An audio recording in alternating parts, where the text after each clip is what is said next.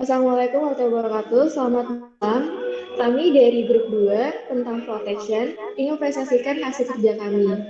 Di sini anggotanya ada Tita Aprilia Puspa, Andi Mila Nurul, Muhammad Tifara Aulian, Abdul Rasid Himawan, Sabrina Putri Sudali, Yesifa Permatasari, Rufena Cornelia, dan Jenita Eka Istiadi.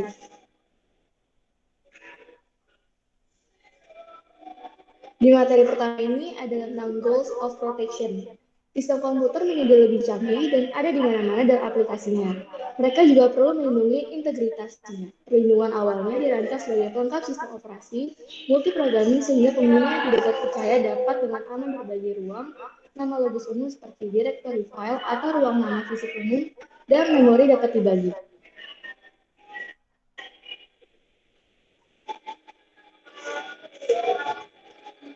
Selanjutnya, ada Principle of Protection. Perhatikan bahwa mekanisme berbeda dari kebijakan. Mekanisme menentukan bagaimana sesuatu akan dilakukan. Kebijakan memutuskan apa yang akan dilakukan. Pemisahan kebijakan dan mekanisme penting untuk fleksibilitas. Kebijakan cenderung berubah dari satu tempat ke tempat lain atau dari waktu ke waktu. Dalam kasus terburuk, setiap perubahan kebijakan akan membutuhkan perubahan mekanisme yang mendasarinya. Digunakan mekanisme untuk mekanisme umum memungkinkan kita untuk menghindari situasi seperti itu.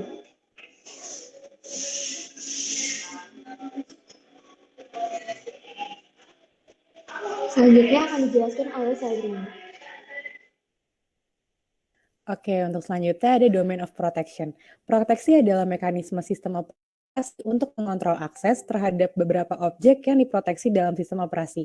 Objek-objek tersebut bisa berupa perangkat keras seperti CPU, memori, disk, printer, dan lain-lain. Atau perangkat lunak seperti program, proses, berkas, basis data, dan lain-lain. Di beberapa sistem, proteksi dilakukan oleh sebuah program yang bernama Reference Monitor. Setiap kali ada pengaksesan sumber daya, PC yang diproteksi, sistem pertama kali akan menanyakan reference monitor tentang keabsahan akses tersebut. Reference monitor kemudian akan menentukan keputusan apakah akses tersebut diperbolehkan atau ditolak.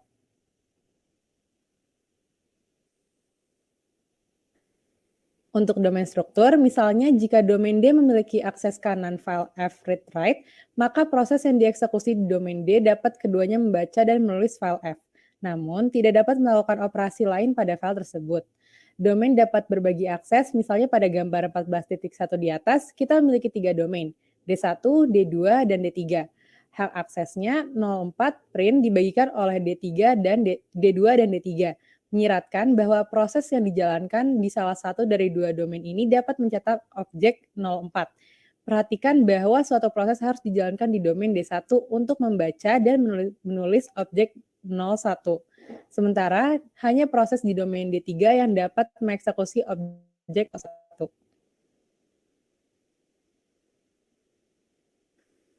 Untuk contohnya ada Unix. Dalam sistem operasi Unix, domain dikaitkan dengan pengguna. Beralih domain sesuai dengan mengubah identifikasi pengguna sementara. Perubahan ini dilakukan melalui sistem file sebagai berikut.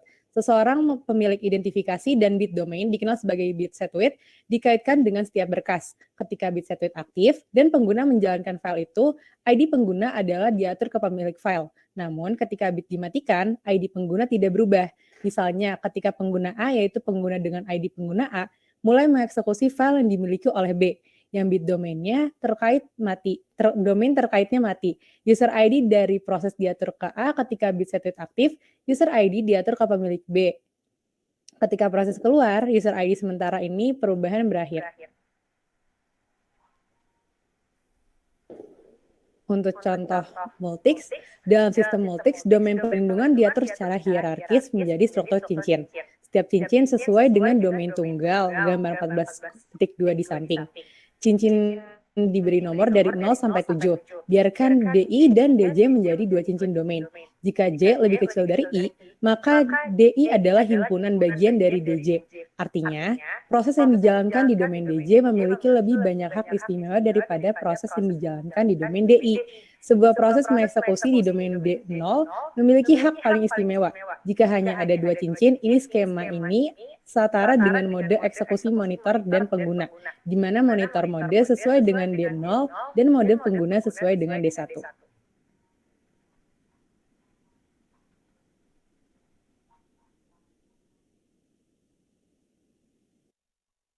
Selanjutnya adalah matriks akses, model perlindungan umum yang dapat dilihat secara abstrak sebagai matriks yang disebut dengan matriks akses. Baris pada matriks mewakili domain dan kolom pada matriks mewakili objek. Setiap entry terdiri dari satu set hak akses. Akses entry I, J berarti bahwa proses yang dieksekusi dalam domain DI dapat memanggil objek OJ. Pada gambar ini menunjukkan sebuah matriks yang memiliki 4 domain dan 4 objek dengan 3 file dan 1 printer laser. Proses yang dieksekusi di domain D1 dapat membaca file F1 dan F3. Proses yang dieksekusi di domain D4 memiliki hak istimewa yang sama dengan yang dieksekusi di domain D1. Selain itu, dapat menulis ke file F1 dan F3.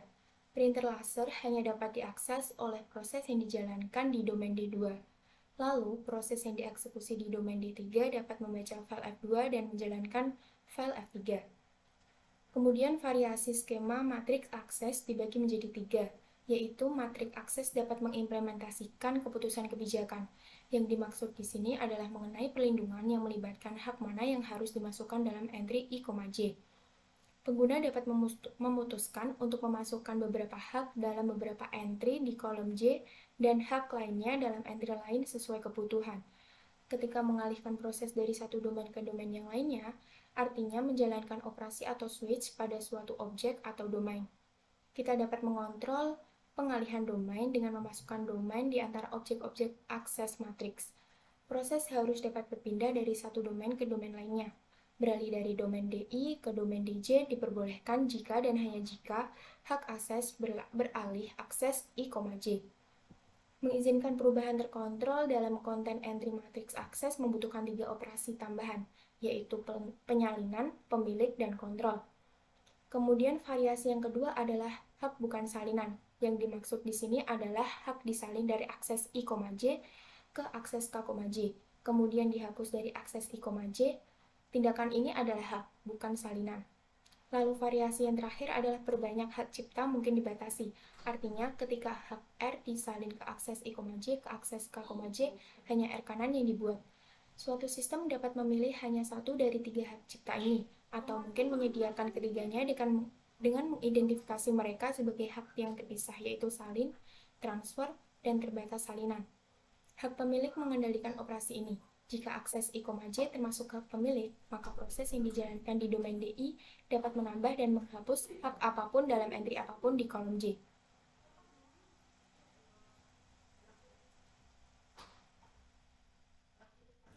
Oke, selanjutnya ada implementation of the access matrix atau implementasi matriks akses, di mana secara umum matriks akan berbentuk sparse atau sebagian besar elemennya itu bernilai 0, yang artinya sebagian masukan akan menjadi kosong. Untuk metode penerapan matriks akses itu sendiri dapat berupa global table, access list for objects, capability list for domains, dan lock key mechanism. Next. Untuk global table itu sendiri merupakan bentuk implementasi paling sederhana dari access matrix yang terdiri dari set 3 hal yang disusun berurutan, yaitu ada domain, objek, dan juga write set, di mana setiap sebuah operasi akan dilaksanakan pada sebuah objek di dalam suatu domain. Global table akan mencari ketiga susunan tadi tersebut dengan jika triple itu berhasil ditemukan, maka operasi akan diizinkan untuk dilanjutkan. Tetapi jika tidak, maka pengecualian kondisi akan dinaikkan. Untuk kelemahan itu sendiri, yang pertama adalah tabel biasanya berukuran besar, sehingga tidak dapat disimpan di memori utama atau memerlukan I/O tambahan. Dan yang kedua, sulit untuk memanfaatkan pengelompokan khusus objek atau domain. Next. Oke, lalu ada access list untuk objek, yaitu di mana setiap kolom dalam akses matriks dapat diimplementasikan sebagai access list untuk satu objek, dan entry kosong dapat dibuang. Daftar yang dihasilkan untuk setiap objek terdiri dari pasangan secara urut double, yaitu domain dan write set, yang mendefinisikan semua domain dengan set yang tidak kosong dari access write. Untuk cara kerjanya itu sendiri adalah ketika sebuah operasi pada suatu objek dijalankan dalam suatu domain, akan dicari access list untuk objek, yaitu ada domain dan juga write set. Jika entry ditemukan, kita dapat membiarkan operasi berjalan. Tetapi jika tidak, sistem kemudian akan memeriksa standar yang ditetapkan. Jika operasi tersebut terletak di set default, maka akses akan dijalankan. Tetapi jika tidak, akses akan ditolak dan kondisi pengecualian terjadi. Next. Lalu yang ketiga ada capability list for domains, yaitu di mana daftar kemampuan untuk domain adalah daftar objek bersama dengan operasi yang diizinkan pada objek tersebut. Sebuah objek sering diwakili oleh nama fisik atau alamatnya yang disebut kemampuan. Nah, daftar kemampuan itu tidak berhubungan langsung dengan kebutuhan pengguna, tetapi berguna untuk melokalisasi informasi untuk proses tertentu. Lalu di dalam kapabilitas itu biasanya dibedakan berdasarkan salah satu dari 2 poin. Yang pertama adalah setiap benda memiliki tag untuk menunjukkan jenisnya, baik sebagai kapabilitas atau sebagai data yang dapat diakses. Lalu yang kedua, di mana ada address space yang terkait dengan program dapat dibagi menjadi 2 bagian. Untuk kelemahannya itu sendiri adalah pencabutan kemampuan mungkin tidak berjalan efisien. Nah, cara kerjanya itu untuk mengeksekusi operasi M pada sebuah objek, maka proses akan mengeksekusi operasi M, kemudian menentukan kapabilitas atau pointer untuk suatu objek sebagai parameternya. Lalu, kepemilikan kapabilitas berarti akses diperbolehkan. Boleh next. Yang terakhir ada locking mechanism, di mana merupakan kompromi antara access list dan capability list. Setiap benda memiliki daftar pola bit yang unik yang disebut locks atau kunci. Demikian pula masing-masing domain juga memiliki daftar pola bit yang unik yang disebut key. Lalu, sebuah proses yang dieksekusi dalam domain dapat mengakses objek hanya jika domain memiliki key yang cocok dengan salah satu locks dari objek. Sama seperti capability list, daftar keys untuk domain harus dikelola untuk sistem pada nama domain. Kelemahan dari mekanisme ini adalah yang pertama, pengguna tidak diperbolehkan untuk memeriksa atau mengubah daftar kunci secara langsung. Dan yang kedua, proses yang dieksekusi dalam domain dapat mengakses objek hanya jika domain memiliki kunci yang cocok dengan salah satu kunci objek.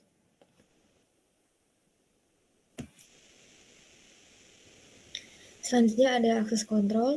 Pendekatan paling umum dalam masalah proteksi ini untuk membuat akses tergantung pada identitas pengguna.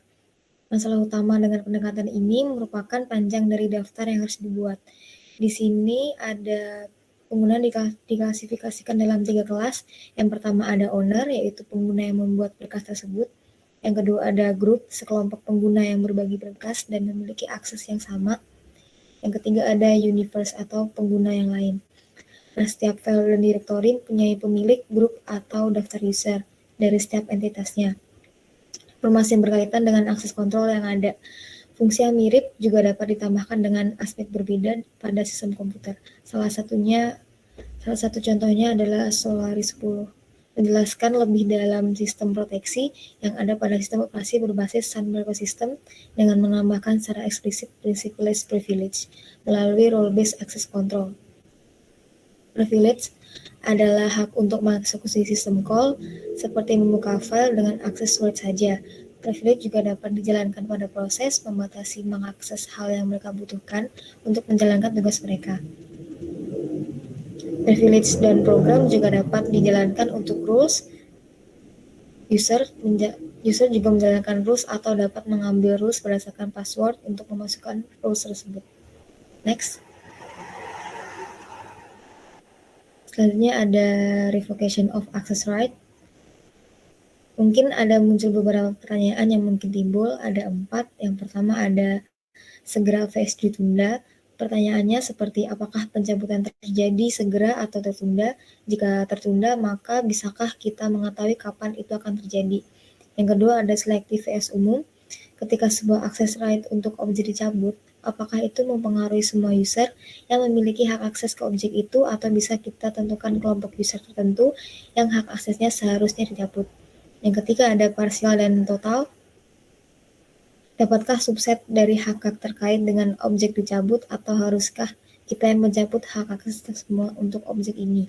Dan yang terakhir ada sementara vs permanen. Dapatkah akses dicabut secara permanen? Akses dicabut berarti tidak akan pernah lagi tersedia kembali. Dengan skema akses list, pencabutan hak akses ini akan terasa lebih mudah. Skema yang menerapkan pencabutan untuk hak akses ini ada 4. Yang pertama ada reacquisition, kapabilitas dihapuskan dari setiap domain secara berkala. Yang kedua ada breakpointer, sebuah daftar pointer dipertahankan dalam objek menunjukkan ke semua kapabilitas yang terkait dengan objek tersebut. Skema ini diadopsi pada sistem Multics. Hal ini sangat umum sebenarnya, namun implementasinya mahal. Yang ketiga ada indirection, yaitu kapabilitas menunjukkan secara tidak langsung ke objek. Tiap poin kapabilitas untuk entry yang unik dalam global tabel yang pada gilirannya menunjukkan ke objek. Skema ini diadopsi dalam sistem call, tidak memungkinkan adanya pencabutan secara selektif. Yang keempat, adanya case, merupakan pola bit yang unik yang dapat dikaitkan dengan kapabilitas. Sebuah kunci master terkait dengan setiap objek yang dapat ditentukan atau diganti dengan operasi set key. Ketika kapabilitas dibuat, maka nilai saat itu dari kunci master dikaitkan dengan kapabilitas. Ketika kapabilitas dilaksanakan, maka kuncinya dibandingkan dengan master key. Jika sesuai operasi ini dibiarkan berlanjut, jika tidak, maka ada pengecualian dinaikkan. Next. Selanjutnya dilanjutkan oleh Nurul. Selanjutnya ada capability based system atau sistem berdasarkan kapabilitas, yaitu sistem yang berupaya untuk melindungi resource atau objek yang ada berdasarkan kapabilitasnya. Nah, ada 2 contoh dari sistem ini. Untuk perbedaannya itu terletak pada kompleksitas dan tipe aturan yang bisa diterapkan. Untuk contohnya yang pertama ada Hydra dan yang kedua ada Cambridge Cap System. Selanjutnya,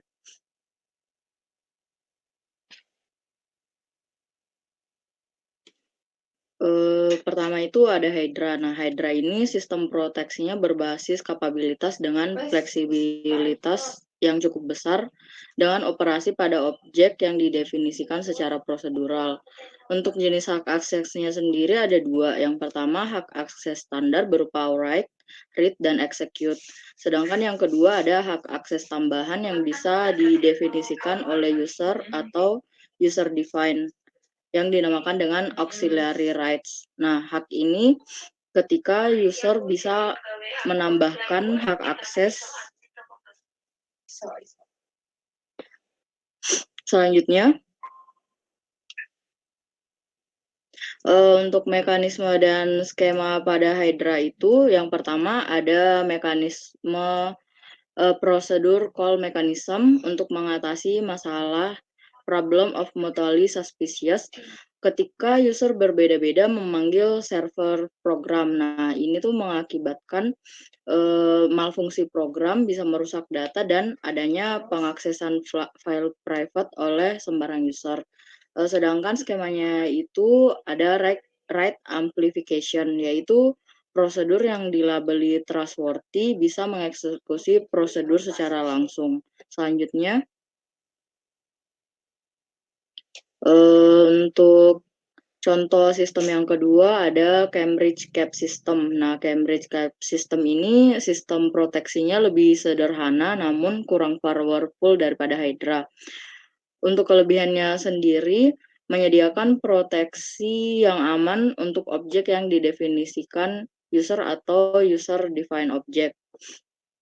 Untuk Cambridge Capability System ini memiliki 2 jenis kapabilitas. Yang pertama data capabilities, yaitu menyediakan akses ke objek dengan hak standar berupa read, write, dan execute tadi. Dan untuk interpretasinya berupa microcode di cap system.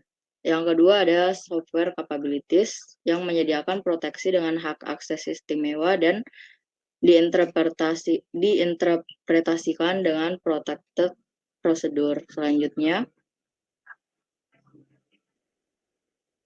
untuk kekurangan cap system ini adalah proteksinya bersifat restricted.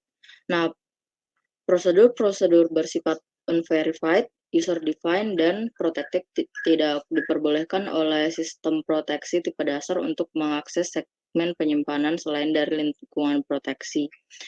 Akibat dari kurang amannya prosedur perlindungan adalah merusak subsistem sehingga prosedur harus bertanggung jawab. Selanjutnya, untuk selanjutnya akan dijelaskan oleh rekan saya. Oke, slide-nya lanjut. Kali ini saya akan bahas tentang language based protection. Lanjut. Proteksi pada komputer sudah disediakan pada sistem komputer terletak pada operating system kernel yang bertugas untuk menginspeksi dan menvalidasi jika ada percobaan dalam mengakses protected resource. Semakin berkembangnya sistem operasi yang kompleks, dibutuhkan juga proteksi pada high-level user interface guna untuk memudahkan pengguna untuk berinteraksi. Disinilah desainer sistem proteksi dibuat pada bahasa pemrograman yang menerapkan abstrak data dan objects. Lanjut. Lalu di sini ada compiler based enforcement. Bahasa pemrograman ketika di jalanan dibutuhkan compiler untuk menerjemahkannya ke dalam bahasa mesin agar komputer dapat mengerti maksud dari bahasa tersebut. Bahasa pemrograman telah menerapkan akses modifier protected dan data typing digunakan untuk mengamankan sesuatu seperti resource pada komputer. Hal tersebut memiliki manfaat. Yang pertama yaitu ketika membutuhkan proteksi, kita bisa declare ketimbang membuat sequence call prosedur pada sistem operasi. Lalu proteksi bisa berdiri secara mandiri, tidak ketergantungan pada fitur sistem operasi yang disediakan. Lalu sarana untuk penegakan tidak perlu disediakan oleh perancangan sistem. Yang terakhir, notasi deklaratif lebih mudah dipahami karena bahasa hak akses hampir sama dengan konsep bahasa sehari-hari. Next. Di sini ada perbedaan keamanan pada compiler dan kernel system. Yang pertama pada security-nya, yaitu pada keamanan kernel lebih baik dibanding compiler yang hanya mengecek kode sebelum dikompil. Pada proteksi compiler tergantung pada translatornya. Pada beberapa mekanisme yang mendasari manajemen penyimpanan yang melindungi segmen dari mana dikompilasi pada dieksekusi, dan pada akhirnya keamanan file dari mana program dimuat.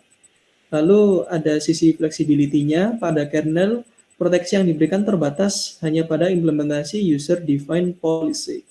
Walau dapat memberikan proteksi pada sistem secara mandiri, pada bahasa pemrograman kita bisa mendeklar sendiri dan membuat pada fasilitas yang disediakan. Yang terakhir pada efisiensi.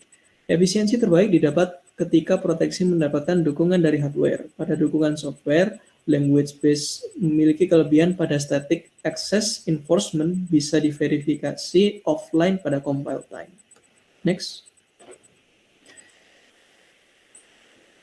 Lalu, ya next. Dijelaskan oleh rekan saya.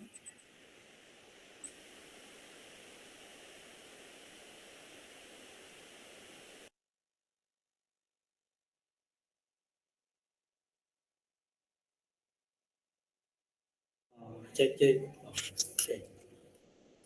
saya akan menjelaskan tentang protection in Java. Java Virtual Machine atau JVM memiliki banyak mekanisme proteksi yang sudah tersedia secara bawaan. Salah satu fitur yang berguna adalah dukungan untuk memuat kelas yang tidak terpercaya dalam suatu jaringan dan mengeksekusi program dalam JVM yang sama. Karena kemampuan itu, protection adalah masalah yang terpenting. Kelas yang berjalan dalam JVM yang sama bisa jadi berasal dari sumber yang berbeda dan tidak sama tingkat kepercayaannya. Oleh karena itu, implementasi protection pada sebagian dari JVM. Karena keputusan proteksi dipegang oleh JVM.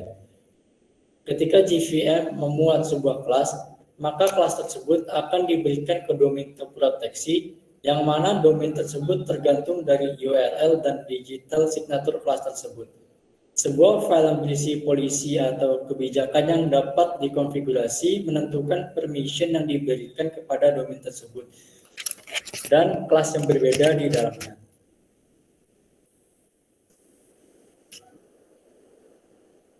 Beberapa akses ada yang diberikan secara tidak langsung melalui sistem library dan kelas untuk mempermudah JVM dalam menentukan akses ke resource yang terproteksi.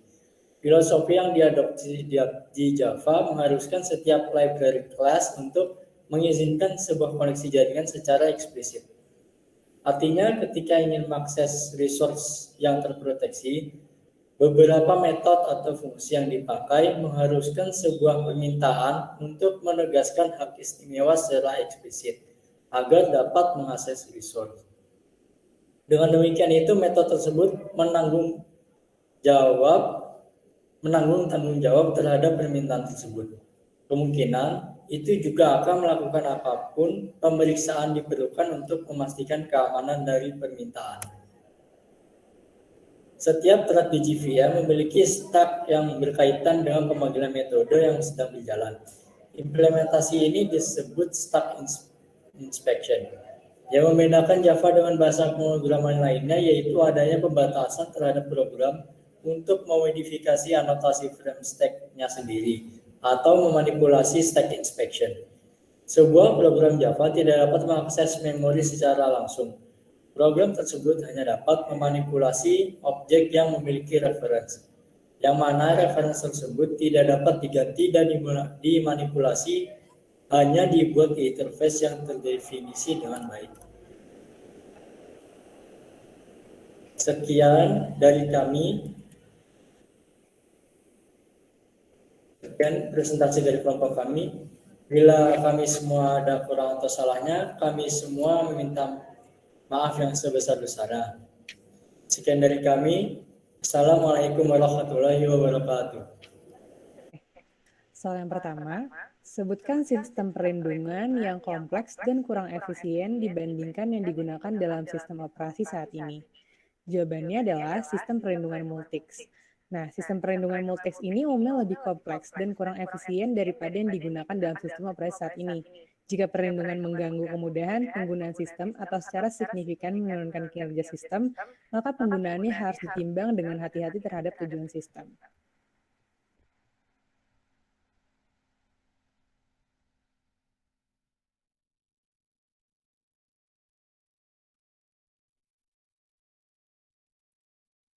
Strategi menggunakan kemampuan untuk menunjukkan bahwa akses diperbolehkan digunakan dalam sistem multics dan CAL. Konsep dari strategi ini adalah setelah titik-titik terakhir titik-titik dihancurkan. Jawabannya adalah akses dan kapabilitas. Sistem file di mana setiap file memiliki daftar akses yang terkait. Ketika sebuah file membuka file, struktur directory dicari untuk menemukan file. Izin akses diperiksa dan buffer dialokasikan. Semua informasi ini dicatat dalam entry baru dalam tabel file yang terkait dengan proses. Operasi mengembalikan indeks ke dalam tabel ini untuk file yang baru dibuka. Semua operasi pada file dibuat dengan spesifikasi indeks ke dalam tabel file. Entry dalam tabel file kemudian menunjuk ke file dan buffernya. Ketika file ditutup, entry tabel file akan dihapus.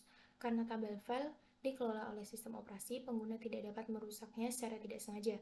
Dengan demikian, pengguna hanya dapat mengakses file-file yang telah dibuka, karena akses diperiksa saat file dibuka. Perlindungan dipastikan. Untuk pertanyaan 13 yaitu software capability ditafsirkan menggunakan microcode. Jawabannya adalah salah. Dikarenakan software capability ini ditafsirkan menggunakan protective procedure.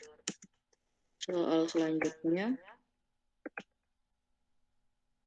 Oke, selanjutnya ini pertanyaan terakhir nomor 18. Kenapa di bahasa pemrograman Java protection itu sangatlah penting? Jawabannya adalah karena salah satu fitur dalam Java memungkinkan kelas yang tidak terpercaya untuk berjalan dalam satu JVM bersama program yang sedang kita jalankan. Oke, mungkin itu semua. Mungkin itu saja pertanyaan dari kami. Maksud saya presentasi dari kami, kurang lebihnya mohon maaf. Dari taufik wa hidayah. Wassalamualaikum warahmatullahi wabarakatuh.